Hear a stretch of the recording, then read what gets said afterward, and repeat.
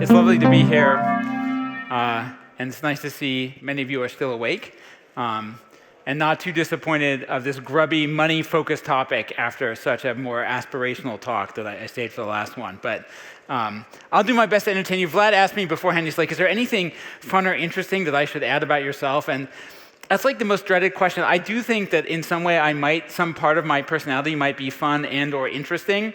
But when somebody asks you to say that, you're suddenly like, wait, is there anything interesting about me? It's like the most dreaded interview question that people used to ask when I was in college. It'd be like, tell me a joke. And so I had to memorize. I memorized one and only one joke about an economist, a social worker, and a priest. And of course, very reliably, the economist is the bad guy in this joke. And I'm not going to bore you with it because it's like 30 years old. But I'm going to talk about stablecoins because every single company on earth seems to be launching a stablecoin. Like, they're all doing it. I sometimes wonder if every bank and company in the world will be showing off a stablecoin in the very near future. Like, the number of stablecoins that have been announced is kind of mind-boggling. And so it's worth understanding, like, why is everybody getting into this business? What are we headed towards? How is this business potentially going to evolve? And that's kind of my discussion here, right? Stablecoin volumes are kind of blowing up. It's actually really hard to put together a picture of stablecoin volume because so much of it, in some cases, like if you look at Solana or some of the other chains, 95% of the transactions are bots. So it's hard to know like what is actual organic transaction. But a good measure of this is like sort of stablecoin, let's say TVL, right, is a good indicator of how it's growing. It's growing at roughly, at the moment, 55% a year, and Ethereum, between the L1 and the L2s, has a slight majority of that total, right? It's a minority. It's not more than 50% of the transaction volume, but a lot of the transaction volume is, to be honest, it's artificial and faked anyway. So this business is growing. It's growing very fast. It's fueled by kind of three big things. Number one, there's stuff to buy, right? And so people want to buy stuff with stablecoins, right? And as most people onboard into the blockchain financial ecosystem, they're doing it with stablecoins, right? And they're in particular, at least at the moment, there's a tremendous amount of demand for US dollars. 99.8% of all stablecoins are US dollar denominated. We did our own forecast of this last year. We expect that to fall to about 70 to 80% over the course of the next decade, but there's still outsized demand for US dollars. Consumer payments, consumers are paying each other, and then business ecosystems are going to blow up as well in terms of their demand. Over on the consumer side, we are basically creating on-chain banking. Right? That is what's happening. We are really quickly getting to the point where you're not going to be able to tell the difference between an on-chain financial application and a traditional bank. Now, how many of you have one of these like MetaMask MasterCards or some other like network-linked, chain-linked kind of card, right? These things are going to become ubiquitous, right? And they're kind of a backdoor into the payment ecosystem. I'm not sure for how long they will persist because networks like MasterCard themselves take a much larger share of the transaction volume, or of the transaction value than the blockchain ecosystem. So they're certainly going to try to replace them. But in the meantime, one of the things I observe, and I've got two kids, teenagers, 16 and 17. When they go to university, I am almost certain they will end up signing up for some kind of on-chain account, and they probably won't even realize that it's not a traditional bank account, right? We're not quite there yet in terms of smoothness of user experience, but we're getting there. It's moving along. It only took me about 5 minutes to get this MasterCard up and running and then buy a burrito with it. Enterprise payments are really interesting because they are also starting to ramp up and in a very different way. Regulation is something that enterprises worry about that consumers generally do not worry about. Like, with rare exceptions, countries do not go around hunting down street vendors for accepting US dollar payments, right, from Circle or something like that, right? But they will go after companies that violate their foreign exchange laws. So corporations care a great deal about the regulatory environment. It's a key go, no-go decision. And the regulatory uncertainty around stablecoins has kept a lot of companies on the sidelines. Secondly, companies want local currencies. They don't just want US dollars. They would like US dollars, but the reality is if you do business in Argentina and your revenues are local and your costs are local, the risk minimizing strategy is to keep all those intermediate transactions in the same national currency as well. And that would be true whether or not there are currency restrictions in place. So you need local currencies.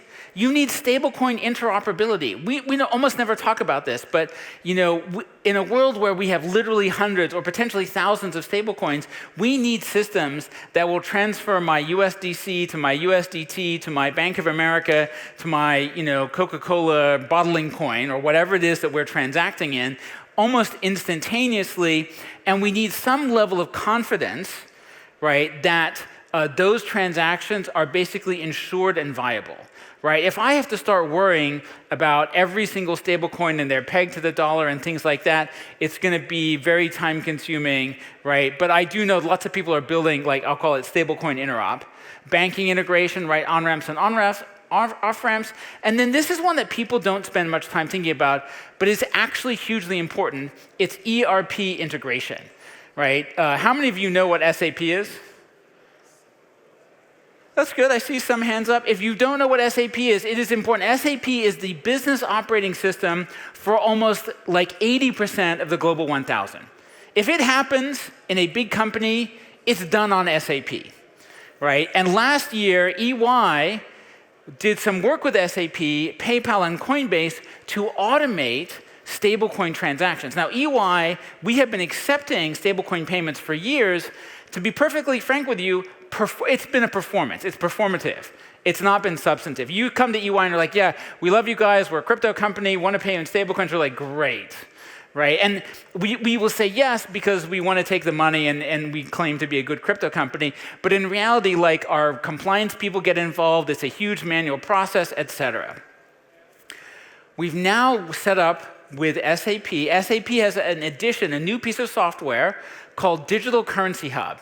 And from inside your enterprise SAP system, you can have direct access to your own wallet, and you can connect institutional wallets.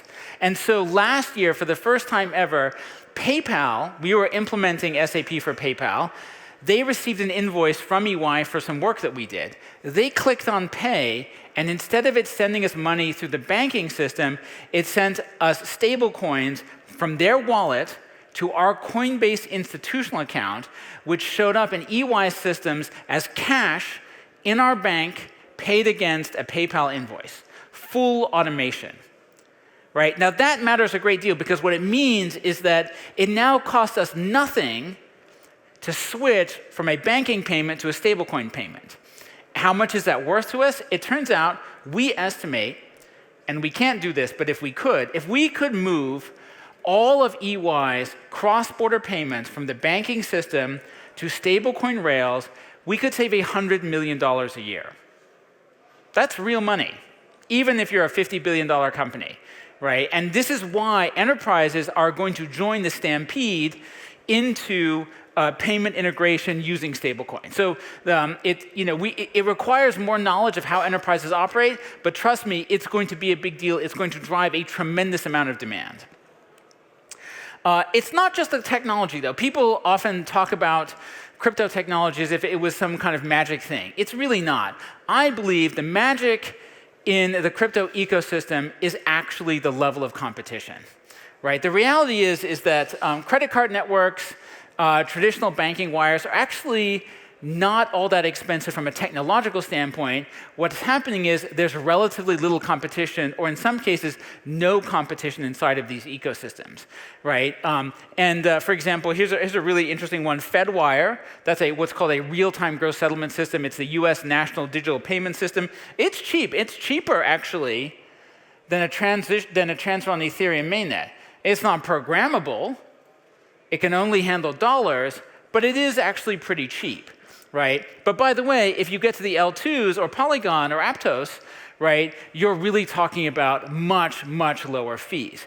And this is ultimately going to be transformational. Even though this is not a fair apples-to-apples comparison, credit card networks come with all kinds of things like chargeback protections, insurance, and frequent flyer points. However, blockchain networks are programmable. They have network capacity. They are incredibly fast, right? And so as a result, people are going to start adopting them. And new entrants are going to offer all kinds of new packages and services. One of the things I predict is that this is ultimately going to reshape how companies handle their cash. And let me explain what's going on here. Basically, in your traditional large company, they keep lots of cash everywhere.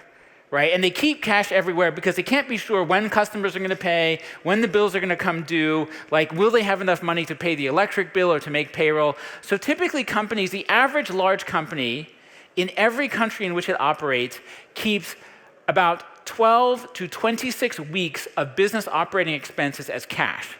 That is, the technical term for that is I guess I shouldn't say it because it's being recorded. It's a lot of money. So, and right now, the way it works is it's all over the place, right? And in addition to that, there are like these things called global treasury teams that manage that money and move it around in case there's a shortage. The future looks very different. The future looks more like music streaming. Like literally, we are going to stream money on demand. Like the day a bill is due, if you don't have enough cash, you're going to put it. And this big pile in the middle here, this kind of global treasury pile, that's going to all be in the best yield-bearing instruments that they can find, right? And all the small country-level piles are going to be as tiny as we can make them because payments are going to be instantaneous and nearly free. And by the way, blockchain transactions are so cheap that it is, if your interest rate is above 1%, it's cheaper to make payments every single day than it is to wait on a weekly basis or a monthly basis. Think about that. It's basically streaming money. You work today, you get paid today, right? You buy today, you get paid today. Every single thing you do gets billed out on a per-day basis. It's basically streaming money, right, in this model. And the economics work at any interest rate above 1%. That's how cheap blockchain transactions are now. So I think we are shifting from kind of keeping inventory of money to a just-in-time model. To give you a sense of, again, of how much money is involved, US businesses alone have somewhere between $3 and $4 trillion in cash and working capital loans on their balance sheets. It's a lot of money, and that's just the US. And still, we have only covered half, really even a third of a business agreement. This is, by the way, okay, side note, any of you ever done a consulting job interview? So, before consulting job interviews, I did it, right? They're like, you need to have frameworks. You need to memorize the 5 forces. I have no idea what 4 of the 5 forces are. I think one of them is demand. That's it. All right, I made it through all of my interviews with a single framework. Profits are equal to revenues minus cost. That's it. That's everything you need to know about business, right? This framework represents everything you need to know about all business agreements ever. One party has money, the other party has stuff, and you are exchanging money for stuff under the terms of some kind of agreement. That's it, right? By the way, 99.999% of all stablecoin transactions today just involve moving the money to pay for the stuff. We haven't tokenized the stuff, and we aren't dealing with the business agreements yet. But this is where the rest of it comes. And by the way, the rest of it is way more valuable than anything we have talked about today, right? This is a typical enterprise supply chain. So if you think of, making phones, right? I got a battery, I've got a screen, I've got a CPU, right? Each one of those can be tokenized. I can move them along in the supply chain. I can put them together into a phone. I can transport them. I can put them in warehouses, sell them, et cetera, right? So in this picture, stuff tokens move from left to right. Yeah, your left to your right. And money tokens move from your right to your left, and smart contracts govern all of that process, right? And by the way, managing these smart contracts, managing the flow of this money and stuff is very expensive, right? On average, large companies spend about $100 to pay a bill. The $100 that large companies spend to pay a bill has nothing to do with the wire transfer cost. It has everything to do with, okay, did I get the stuff I ordered? Did the stuff I ordered come, based on the order I actually placed, right? The invoice, does it match the stuff that I received, and does it match the terms and conditions? Checking all of those things before you pay the bill costs $100.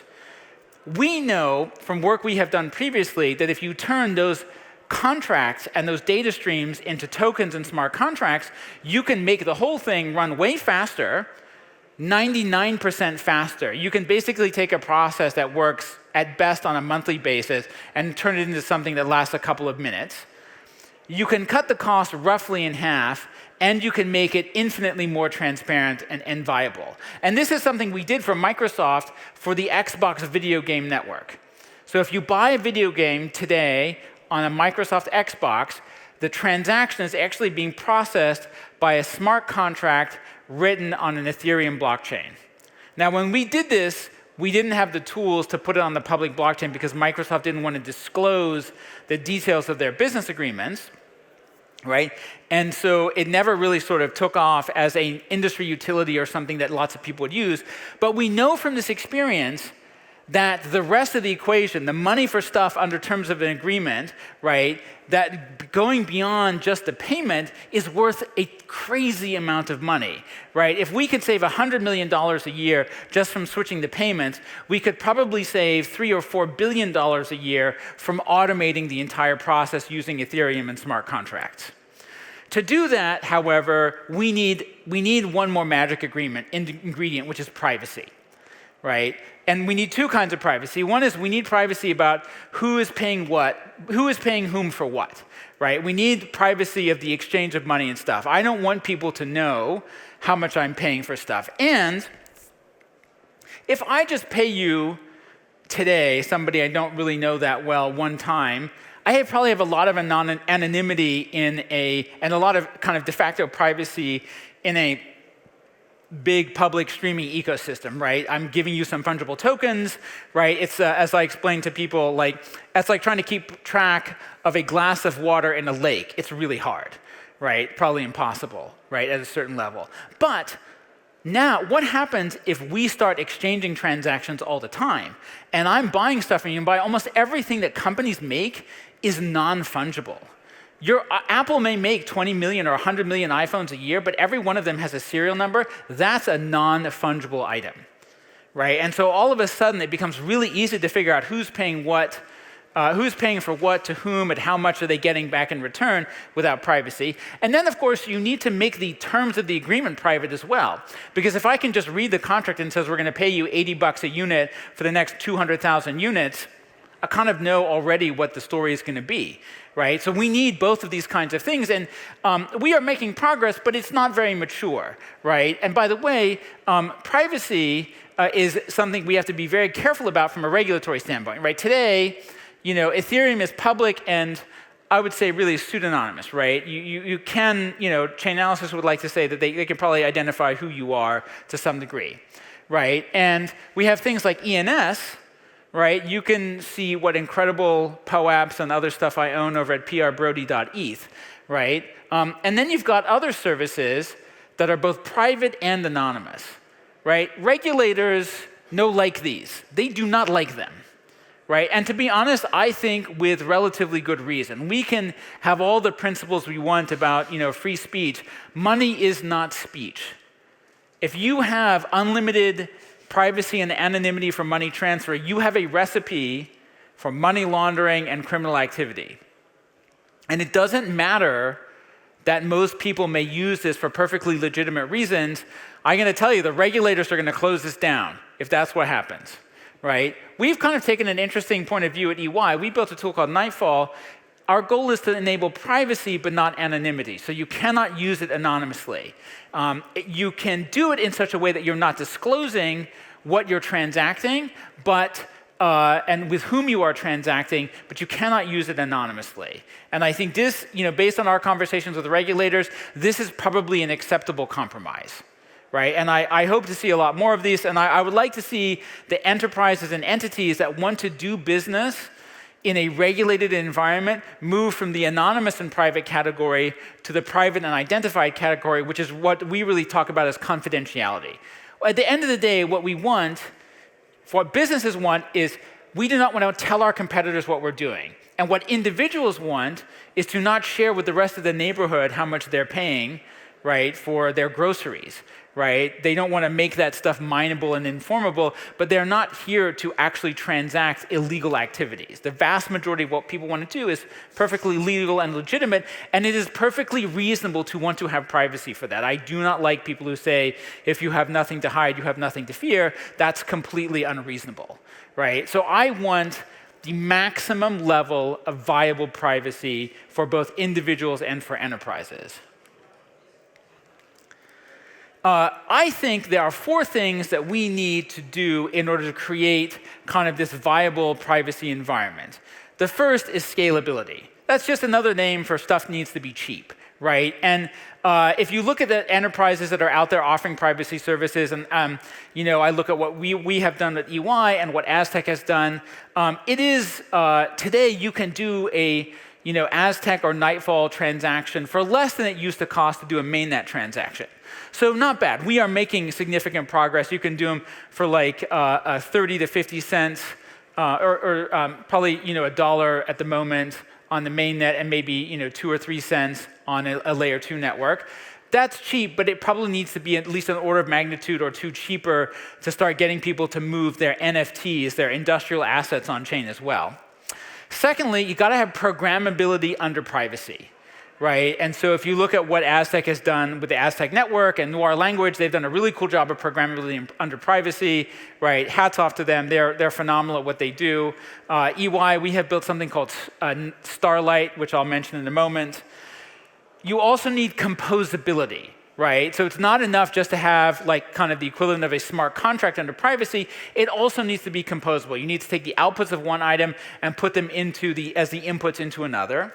And then lastly, and this is really different from the way consumers are thinking of privacy today, you need a permanent privacy environment. This is not a thing where you put money in and somebody else takes it out and you can't connect the two, right? The goal is to run your entire transaction ecosystem continuously under privacy, right? Your entire supply chain, all of your business agreements, everything, money goes in, supply chain stuff goes in, and it stays in, right? It all runs under privacy. And that's a big difference from like privacy pools and other types of services that exist for consumers today. Enterprises want to run their entire business networks and to do it on-chain with interoperability and open standards, but under full privacy. I would say, in my opinion, we have all the sort of ingredients that are required to get there. They're not fully assembled yet. So Aztec has, I think, more than anybody else, done a great job of putting all the agreements, all the stuff together in the Aztec network. We have the same pieces in separate form. So one is Nightfall for transfers and payments. The other is called Starlight for custom business logic. My goal, we're currently on version 4 of Nightfall. My goal is that in a couple of years when we deploy version 5 of Nightfall, it will offer both of them combined, but at a cost that is comparable to version 4, right? The biggest challenge in sort of combining all these pieces together is the compute and transaction cost of doing both custom logic and transfers and payments roll up under privacy. It's not cheap. By the way, one thing that is unique about EY's approach is that we have donated all the code into the public domain. We are keeping no ownership over these assets. The goal is to drive privacy adoption, not to build something that we are going to monetize directly. And I'm optimistic, even though if you look at the numbers, right, at EY, we estimate we can do 1 to 2 transactions per second, right? I think Aztec has quoted a 0.9 TPS rate, right? These are not going to blow off, these are not going to blow the socks off of Visa and MasterCard at the moment. But I personally am optimistic. We started work on Nightfall in 2017, just about the same time that Aztec got started. And right here in Prague at DevCon in 2018, we showed the prototype. And it only cost $100 to execute a single transaction. We needed 2 full consecutive blocks of Ethereum. And by the way, ETH was priced back then at $260. Right? I think the equivalent gas fee today would be like $3,500 or $4,500 for a single transaction. Right? That's the very definition of not scalable. We made a lot of progress over the last few years. we estimate that the current version of Nightfall is more than 10,000 times more efficient than the original version. So even though I like to joke that we're 8 years into what I thought was a 2-year project, the performance improvement is great. So, will we be doing 10,000 TPS in 8 years' time? I think that's not unreasonable. And that is it. They say I have 2 seconds left. Thank you for coming to my TED Talk that's not at TED and isn't funny, but is about stablecoins in the future. And what I would only say is you got to start building now. And if you want to build on Ethereum, I'll just include this small advertisement for Ethereum. For EY, we are the most Ethereum-aligned firm of all the big firms out there. I'm the chairman of the Enterprise Ethereum Alliance. I wrote a book, and it's not called Blockchains for Business. It's called Ethereum for Business. So that's it. And if you would like a NFT, it is up there for you. We don't have time for questions, but I will be around in case you want to complain or something like that. Thank you very much.